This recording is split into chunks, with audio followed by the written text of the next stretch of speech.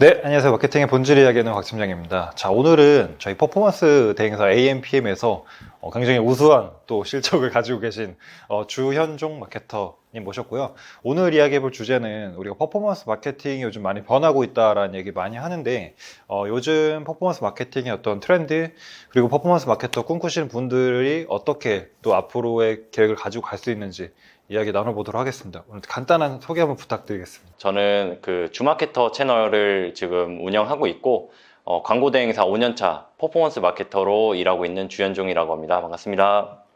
지금 근무하고 계신 회사 되게 큰 회사잖아요. AFM이라는 회사 저도 네. 뭐 같이 가서 촬영도 했었지만 거기서 지금 보면 2021년, 22년 최우수 마케터 이게 최우수 마케터면은 1등 아닌가요? 예, 뭐 1등은 모르겠지만 뭐 그래도 열심히 해서 준 게 아닐까 해서 뭐 그냥 네, 그렇습니다. 사실 요즘 뭐 첫 번째로 뭐니 해도 퍼포먼스 마케팅 예전하고 많이 달라졌다. 네. 그 달라졌다는 의미는 효율 면에서도 좀 많이 안 좋아졌다 이런 얘기가 많이 있어요. 네. 혹시 그 부분에 대해서는 지금 어떻게 바라보고 계시는지요? 일단은 말씀 주신 게 모두가 좀 공감을 하실 텐데 왜 예전 같지 않냐라고 하면 일단 전환이 안 나겠죠. 다른 광고 플랫폼이 성장하면서 뭐 영상이든 아니면 다른 부분이 성장하면서 배너 광고를 좀 머무는 것도 있지만 결국에는 전환이 안 난다가 초점이 있고요. 배너 광고의 효율이 예전 같지 않다.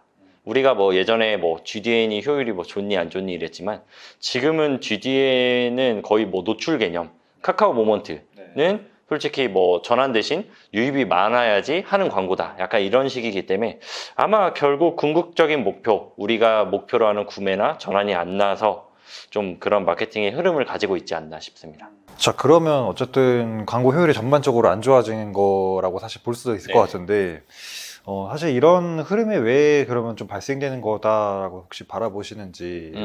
잘 되는 곳들은 잘 돼요. 솔직히 잘 되는 곳들은 잘 되지만 안 되는 곳들이 더 많아요. 네네. 근데 안 되는 곳들의 특징은 뭐냐면 이미 좀 안정적이거나 금액을 굉장히 많이 쓰는 곳이 아니라 이제 막 시작하거나 아니면 애매한 포지션 있잖아요. 아직 우리가 브랜딩도 잘 되진 않았지만 그래도 광고비는 꾸준히 꽤 쓰고 있다라고 하는데 좀 명확한 컨셉이 없다랄까? 가끔씩 뭐 구매 전환이 안 나면 갑자기 이벤트를 하거나 그러니까 좀 그런 것들이 안 되어 있는 곳들이 특히 그렇고요. 그 다음에 가장 큰 이유가 우리가 아무래도 유튜브 영상, 뭐 쇼츠, 그 다음에 릴스, 틱톡 이런 거를 이제 많이 가져가잖아요. 그렇다 보니까 자연스럽게 배너보다는 영상에 아무래도 치우쳐져 있지 않나. 실제로 영상 플랫폼이 많이 성장을 하였고 인스타그램 저희가 지사에 한국제사에 가서 교육을 들을 때도 광고에 대한 얘기를 할 때 영상만 얘기합니다. 릴스를 어떻게 만들어서 어떻게 활용해서 광고에 어떻게 접목해라를 얘기하지 니네가 1대1 피드와 스토리를 가지고 어떻게 해봐라 라는 절대 얘기 안 하거든요. 그만큼 이제 사용자들의 어떤 이용 흐름이나 이런 포맷 자체도 많이 변화가 됐기 때문으로 생각이 되는데요. 아무튼 퍼포먼스 마케팅하기 좀 어려워진 시대에 살고 있는 건 맞는 것 같습니다. 그럼에도 불구하고 일단 이 일을 하고 계시기 때문에 또 앞으로 또 꿈꾸시는 많은 분들을 위해서 영상을 이제 준비를 하고 있는데요. 퍼포먼스 마케터가 사실은 이제 커리어를 이제 시작을 해서 뭐 대행사나 뭐 보통 이제 브랜드에서 시작을 하겠죠. 어떻게 혹시 커리어 패스를 좀 그려볼 수 있을까요? 일단은 대부분 분들이 일단은 지금 인하우스 분들도 계실 거고 대행사 분들이 이렇게 있으실 건데 이 두 개 가장 많잖아요. 근데 저희가 이제 추천을 했을 때 저는 이제 대행사에 있지만 이제 동료들이 창업하시는 분도 계시고 이제 인하우스도 계시지만 다 종합을 해보면 첫 번째는 대행사에서 시작하는 게 맞다.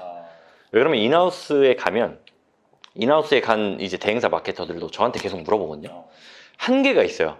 이 매체사나 새로운 것들에 대한 한계가 분명 있습니다. 그렇기 때문에 첫 번째는 제가 봤을 때는 대행사에서 탄탄하게 어느 정도 흐름을 쌓는 게 좋고요. 그 다음에는 더 큰 대행사를 가거나 아니면 작은 대행사를 가더라도 본인이 원하는 포지션에 가거나 아니면 인하우스로 가는 게 훨씬 낫다고 봅니다. 사실은 대행사에서 시작을 하는 이유 자체는 어찌 보면 전문성을 좀 빠르게 습득할 수 있기 때문이 아닌가라는 생각도 드는데요. 사실은 이제 많은 분들이 인하우스 마케터로 가면은 이제 좋은 브랜드에서 또 좋은 마케팅을 이제 하고 싶어하는 꿈들을 많이 꾸시는데 저는 개인적으로 마케터분들 상담을 많이 하잖아요. 네. 하다 보면은 인하우스 마케터분들은 거의 대부분 한두 명의 마케터가 모든 일을 다 하기 때문에 맞습니다. 거기에서 오는 굉장히 그 업무적인 고립감이나 어려운 막연함 이런 것들이 또 크더라고요. 그래서 항상 이제 뭐 브랜드만이 정답은 아닌 것 같고 오히려 지금처럼 에이전시에서 꾸준히 역량을 사실 쌓으시는 게 조금 더 나은 커리어를 도움을 줄 수 있지 않나 이런 생각도 듭니다. 그럼 커리어 패스에 대해서 조금 다뤄봤고요. 그러면 아무래도 시작점은 퍼포먼스 마케터가 인하우스보다는 에이전시가 조금 더 유리하다라고 일단 바라보시는 관점이시네요. 제가 볼 때 무조건 유리합니다. 예, 그러니까 어쩔 수 없이 대행사에서 모든 걸 다 처음 듣습니다. 어떤 매체에서 새로운 게 나온다. 저는 그 네이버랑도 이제 미팅을 가끔 들어갈 때가 있는데 네이버에서 1년, 2년, 3년 뒤 거의 상품에 대해서 마케터들한테 이제 설문처럼 이런 걸 어떻게 해보면 좋겠냐 이런 것들을 이미 저희는 다 알고 있거든요. 근데 이게 언제 출시되느냐 이런 건 모르지만 이미 어느 정도 베타 버전이나 다 써보기 때문에 절대 브랜드 마케터가 대행사 마케터보다 앞서갈 수는 없는 것 같아요. 정보에 한해서는. 근데 아무래도 그 브랜드 내에서 여러 가지를 다뤄보다 보니까 향후에 봤을 때는 저는 대행사에서 만약에 본인이 사업을 원하거나 아니면 하나의 브랜드를 좀 창업하고 싶거나 그러면 무조건 인하우스로 가라고 말씀드리는 편입니다. 그러면 지금 이제 조금 더 어쩌면 정보나 실력에 있어서 앞서간다라고 말씀 주셨는데 네. 그럼 퍼포먼스 마케터가 이제 실력이 있다. 네. 라고 하려면 네. 어떤 역량이 좀 필요하다고 생각을 하세요? 요즘 되게 많은 그런 역량이 요구되고 있잖아요. 네네. 네. 일단은 퍼포먼스 마케터는 정말 말 그대로 보여지는 퍼포먼스가 좀 필요하죠. 그러니까 내가 이 브랜드를 얼마만큼 키웠다 이게 중요한데 대부분 뭐 저희 대행사도 그렇지만 다른 대행사분들 보면 단독으로 하는 경우는 많지는 않거든요. 대부분 큰 업체일수록 여러 명이 들어가는데 이 나중에 포트폴리오 보면 다 그 브랜드를 누군가 했단 말이죠. 그러니까 그런 부분은 솔직히 다 필요가 없고 내가 여기서 어떤 역량을 얼마나 키웠는지를 한 번에 보여줄 수 있는. 그래서 저도 제가 예전에는 뭐 나이키 같은 브랜드, 뭐 아디다스 브랜드를 맡아서 해보고 싶다라는 좀 입장이었는데 지금은 오히려 작은 브랜드를 크게 키우고 싶은 그게 확실한 퍼포먼스가 보장이 되잖아요. 그러니까 확실히 보여지는 게 있다 보니까 실제로 제가 이 회사에서 성장한 계기가 그런 겁니다. 뭐 스마트 스토어를 시작한 새싹 단계에서 지금은 프리미엄 되신 분들이 한 3분 정도 계시거든요. 그럼 연 매출도 100억이 좀 넘는 곳들도 있어요. 그러니까 그런 것들이 있다 보니까 제가 뭐 어디 가서 이렇게 했습니다 했을 때 사람들이 느껴지는 게 조금 다르지 않을까. 맞아요. 저도 사실은 뭐 대행 일을 계속 10년 넘게 하고 있지만 네. 어디 가서 내가 나이키 했다, 아디다스 했다 이거는 진짜 지나간 어떤 과거의 영광에 그치지 않는 것 같아요. 어차피 사람들이 거기에 대해서 쉽게 공감도 못하고 거기는 어차피 잘 되는 거잖아 이런 인식이 있기 때문에 근데 아무래도 초기부터 이제 빌드업을 해서 키운 브랜드 진짜 내가 손 하나하나 다 대서 키운 거다 보니까 아무래도 좀 더 감회가 남다르실 것 같다는 생각이 들었고요. 퍼포먼스 마케팅이 어쨌든 지금 성장기에서 성숙기로 어쩌면 접어들고 가는지도 모른다는 생각이 좀 드는데요. 앞으로 퍼포먼스 마케팅이 좀 자동화된다? 뭐 솔루션? 이제 이런 얘기도 많이 있고. 그럼에도 불구하고 지금 이제 이 업을 하고 있고 또 하고 계신 분들을 위해서 아직까지도 전망이 좀 있다고 보시는지 좀 개인적인 견해가 좀 듣고 싶거든요. 저는 항상 사람들이 뭐 퍼포먼스 마케팅은 점점 뭐 망해 간다. 근데 어떻게 내일 날씨도 모르는데 어떻게 알아맞히나 그런 걸 보면서 결국 자동화가 되더라도 사람이 꼭 해야 되는 부분이 있습니다. 뭐 판단인 부분도 있겠지만 AI가 나중에 정말 좋아져서 저희가 필요 없을 수 있겠지만 그 시간까지는 저희가 그 현장에서 일을 하고 있는 기간이지 않을까 싶고 모든 사람들이 없어지기보다 분명 남는 사람은 남습니다. 네, 근데 그런 남는 사람이 되기 위해서 지금 저도 여러 가지를 시도를 많이 하고 커리어를 쌓는 거라고 생각을 하거든요. 결국 뭐 될 놈 될 뭐 이런 말처럼 그렇게 되려고 노력을 하는 거죠. 결국에는 열심히 또 도태되지 않기 위해서 네. 노력하는 수밖에 없을 것 같고요. 그러면 도태되지 않기 위해서 네. 퍼포먼스 마케터가 가져야 될 어떤 특징, 예를 들어서 뭐 퍼널 수립을 잘해야 된다, 데이터 분석을 잘해야 된다, 뭐 어떤 그런 경험들이 좀 중요합니다. 일단 보는 눈이 있어야 돼요. 그러니까 뭐 예를 들어서 제가 만약에 회사에서 여러 개를 성공시켰다고 해도 다른 데 가면 아무렇지도 않은 사람일 수 있거든요. 그렇죠. 그냥 똑같은 마케터예요. 근데 사람들이 보는 이제 눈이라는 게 어떤 ABC 매체가 있으면 ABC 업체가 있다고 하면 이 ABC 업체가 다 똑같진 않거든요. 그러니까 A는 가진 예산은 없지만 정말 상품성이 훌륭할 수도 있고, B는 진짜 수십억을 쓸 수 있지만 상품성이 너무 별로일 수도 있고, C는 정말 고만고만한 정말 좋지도 않고 나쁘지도 않은 그런 상태일 수 있잖아요. 네. 그런 거를 저는 의뢰가 들어오면 여기가 내가 충분히 퍼포먼스를 낼 수 있겠다라는 게 보이거든요. 상세 페이지를 보거나. 네, 그러니까 이걸 파악해서 내가 어떤 거를 해야겠다. 그러니까 가설을 잘 세워야 돼요. 판단을 하고 가설을 세우고 그걸 바로 현실을 바로 실현을 시켜야 되거든요. 그래서 결국에는 처음에는 판단하고 그다음에 가설 세우고 실행력이죠. 결국에는 이 브랜드에서 빠져있는, 비어있는 부분이 어딘지를 빠르게 캐치해서 그거를 어떻게 보완할 것인가, 그리고 가설을 세워서 그거를 실행까지도 옮기는 그런 어떤 전반적인 역할이 좀 중요하다고 할 수 있겠네요. 네. 퍼포먼스 마케터라고 해서 광고 매체만 익숙하게 하는 게 아니라 진짜 어떻게 보면 시야, 관점 이런 맞습니다. 것들이 중요한 것 같습니다. 그러면 저희가 지금 퍼포먼스 마케팅을 하시는 이 영상 보시는 분들 중에서 직접 운영을 하고 계시고 또 어려움을 겪고 계시는 분들이 굉장히 많을 것 같아요. 그래서 현업에서 지금 굉장히 또 많은 버젯을 운영을 직접 하고 계시다 보니까 조금 도움될 만한 어떤 메시지를, 팁을 주실 수 있는 게 있는지. 예. 가설을 잘 좀 세우는 게 중요할 것 같은데, 제가 최근에 강의할 때 좀 말씀드렸던 건데 고구마를 말씀드렸었어요. 고구마를 파는 사람들의 사는 사람들의 특징은, 첫 번째는 일단 촉촉한 고구마, 맛있는 고구마를 사기 위해서고, 두 번째는 식단 관리를 하기 위해서고, 그다음에 뭐 세 번째는 그냥 집에 놓고 그냥 간편하게 먹으려고 하시는 분들이 많거든요, 끼니로. 그러면 대부분 식단 타겟이라고 하면 우리가 다 막 운동 관련된 것만 하잖아요. 근데 저 같은 경우는 의류 타겟도 하거든요.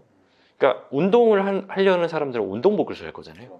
운동화를 사거나, 그럼 여성의 레깅스를 타겟하거나, 아니면 뭐 등산을 타겟하거나. 그러니까 약간 좀 이런 걸 타겟해도 되나 해서 저는 그걸 실행을 해봤을 때 생각보다 잘 나온다고 하면 그렇게 가져가는 경우도 있고, 뭐 예를 들어서 옛날에 갈비를 팔 때는 갈비가 비싸잖아요.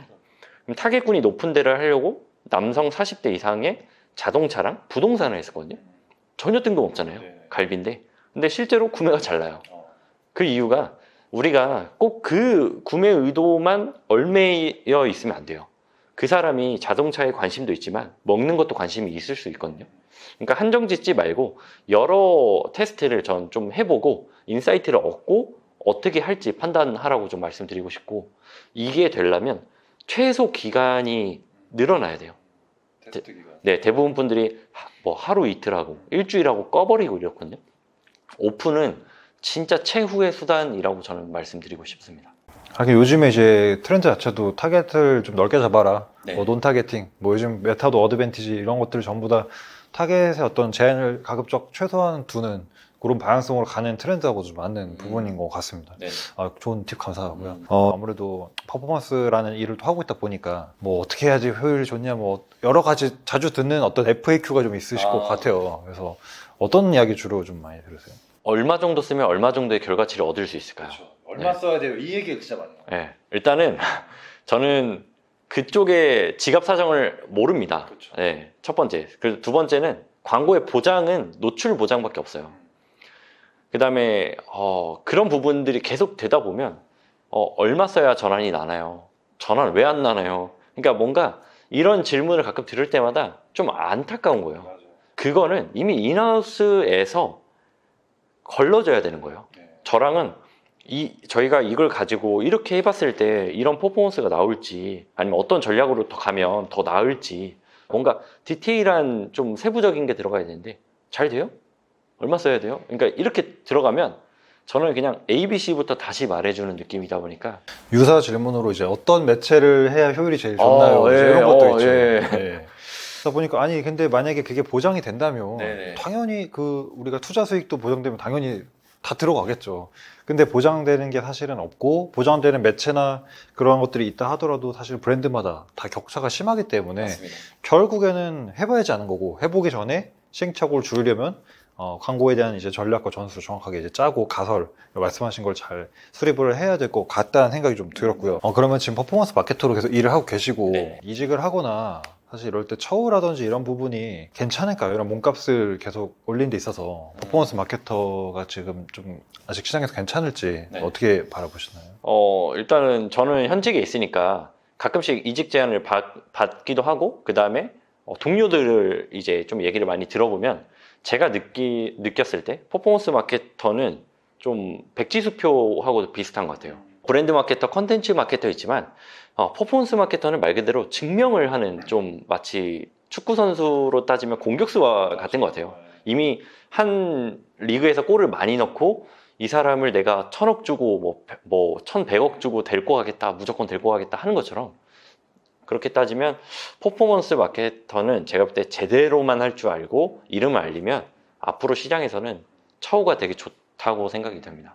그런 퍼포먼스 마케터가 컨텐츠 마케터나 이제 브랜드 마케터보다도 아무래도 증명할 수 있는 여지가 있다 보니까 조금 더 그만큼 포텐이 더 있다 이렇게 좀 볼 수 있겠네요. 근데 이게 솔직히 제가 다른 분야의 마케터가 아니라 좀 말하기 조심스럽긴 하지만 제 주위에 있는 사람들의 그런 걸 따져봤을 때 연봉적으로 봤을 때는 퍼포먼스 마케터 분들이 훨씬 높아요. 네. 알겠습니다. 그러면 오늘 여러 가지 이야기 했는데 퍼포먼스 마케팅을 하면서 사실은 뭐 로아스다, 뭐 전환 수다 여러 가지 지표들이 많이 있는데 결국에는 퍼포먼스 마케터가 가장 추종해야 될 첫 번째 혹은 하나의 지표가 있다면 어떤 게 있을까요? 저는 막 사람들이 뭐 로아스 얼마나 나오나요? 잘 나오나요? 하지만 이 로아스는 약간 눈속임이라고 봐요. 결국에는 10,000원짜리와 100,000원짜리를 팔면 로아스가 다르잖아요. 그렇죠. 그건 중요한 거는 CPA예요. 우리가 전환당 비용이라고 하는 것이 결국 3만 원에 하나 팔릴게, 다음 달에는 29,000원, 28,000원, 7,000원 점점 내려가다 보면 그 회사는 무조건 브랜드 성장을 하거든요. 그렇기 위해서 가장 또 중요한 게 우리가 전환만 생각하는 게 아니라 전환이 되려면 유입이 돼야 되잖아요. 그렇죠. 그럼 유입이 되려면 노출이 돼야 되기 때문에 질 높은 노출에 따라서 우리가 원하고자 하는 타겟이 들어오고, 그러면 타겟을 많이 머무르게 하고 체류를 시키려면 상세 페이지가 또 좋아야 되거든요. 맞아요. 광고가 이제 할 수 있는 역할은 딱 문 앞에까지 데려다 주는 거예요. 그다음 문을 열고 들어가는 거는 소비자가 들어갔을 때 우리가 아까 저녁 먹은 데처럼 들어갔는데 위생이 별로고 메뉴가 별로예요. 그러면 들어갔다가 나가잖아요. 그렇죠. 아니면 사람이 너무 없어, 너무 뻘쭘해, 리뷰가 없는 거랑 똑같아요. 그렇기 때문에 이 상세 페이지가 해주는 역할이 솔직히 광고적인 거는 저는 한 20%, 그다음 상세 페이지가 하는 일이 한 80%라고 생각하기 때문에 CPA가 가장 중요하지만, 요즘엔 사실은 퍼포먼스를 하더라도 이제 유입이나 인지 쪽도 많이 이제 신경을 쓰는 추세다 보니까 랜딩 페이지가 예전에는 상세 페이지로 많이 갔었는데 요즘에는 또 노션이나 블로그 이렇게 정보를 주는 페이지로 가서 충분한 정보를 주고, 자, 너 이제 정보 다 줬지? 한번 사볼래? 이렇게 이제 끌어들이는 형태도 많이 있는 것 같더라고요. 그래서 맞아요.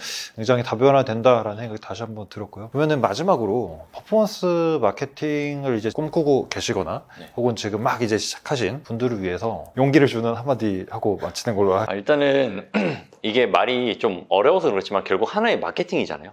그러니까 내가 원하는 목적을 가지고 만약에 뭐 판매면 이걸 어떻게 해서 팔 거냐잖아요. 그럼 결국에 많은 걱정과 많은 고민과 하는 것도 중요하지만 실행을 해보고 그 다음에 분석을 해보고 고민을 하는 게 전 차라리 낫다 보거든요. 실행력이 있어야 그 다음부터 뭐 우리가 이렇게 해봤는데 이게 아니니까 이런 타겟으로 가보자. 그러니까 뭔가 그 다음 스텝이 나오는데 대부분 분들이 걱정을 하다가 해요. 역시 안 되네 하고 안 해요. 그래서 뭐 왜 구글 안 하세요?